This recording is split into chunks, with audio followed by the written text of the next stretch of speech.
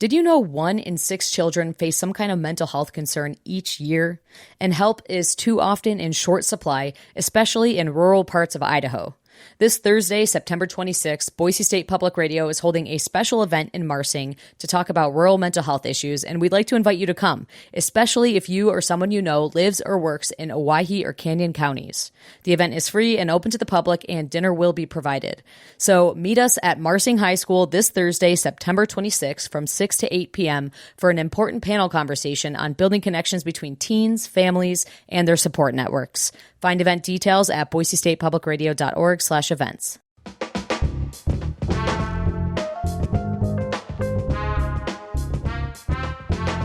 From Boise State Public Radio, this is The Connector, Idaho's daily news. Good morning. I'm George Prentice. We're about to tell you about some wild weather that triggered a debris flow on an area roadway. Plus, we'll update a debate in McCall over a proposed marina expansion. And tonight, the Boise City Council takes up the issue of mass shootings. It is Tuesday, September 17th, and here are today's stories.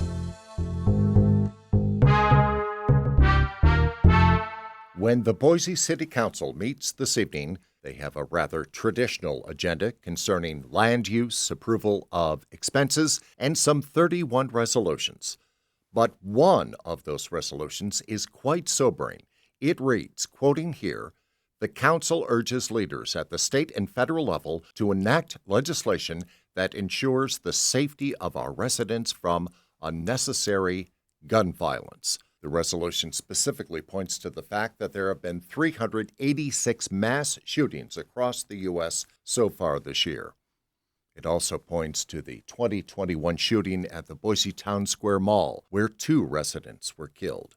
This evening's resolution will call for background checks in all gun sales, plus restrictions of military-style guns in private hands and accuracy of background check databases. The resolution is technically 496-24, and again, it is part of this evening's meeting of the Boise City Council. It begins at 6 p.m.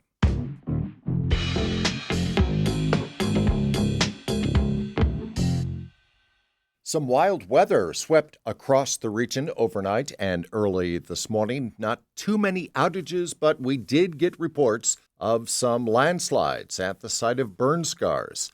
Sophia Adams is at the National Weather Service office. We did see rainfall totals anywhere from 1/2 inch to 3/4 of an inch. In the heaviest rain, those showers were mostly over the mountains, so some of those wildfires saw some pretty good rain accumulation, and we actually got reports of debris flow over a burn scar near the Middle Fork complex fires up in the west central mountains.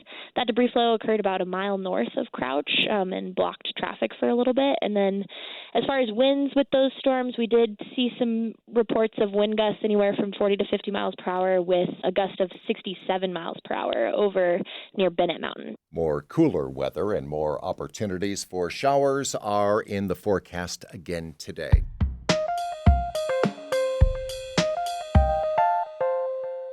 To McCall, where a recent vote by a divided city council is dividing some of the community. You may remember our reporting on a significant proposed expansion of McCall's Mile High Marina on Payette Lake.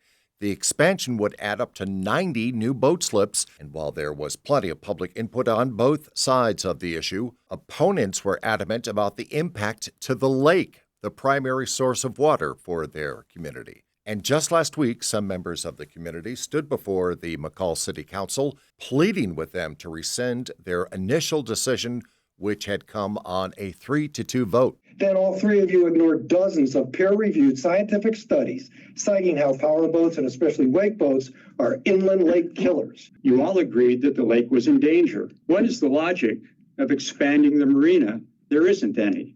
You know, I'm really emotional about this. This is terribly upsetting when you live on the lake and you see what's occurred. And have essentially begun a cultural warfare against the citizens of this town. And there we heard David Galliopoly, Tuck Miller, and Ed Elliott, all McCall residents. There was no feedback from the council on those citizen comments, but separately on a 3-2 vote, lawmakers initially in favor reiterated their support for the expansion.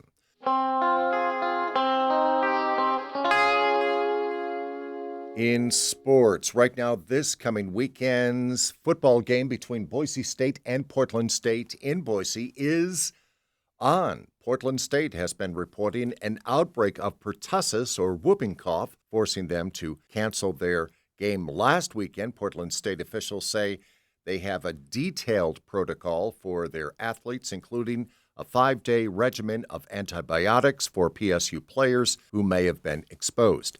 And yesterday, Boise State confirmed that this weekend's game is on. Kickoff at Albertson Stadium is Saturday at 7:45 p.m.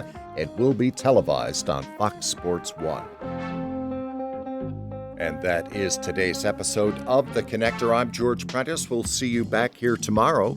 To stay in touch with the news between now and then, check out BoiseStatePublicRadio.org or download the free Boise State Public Radio app. And thanks for listening.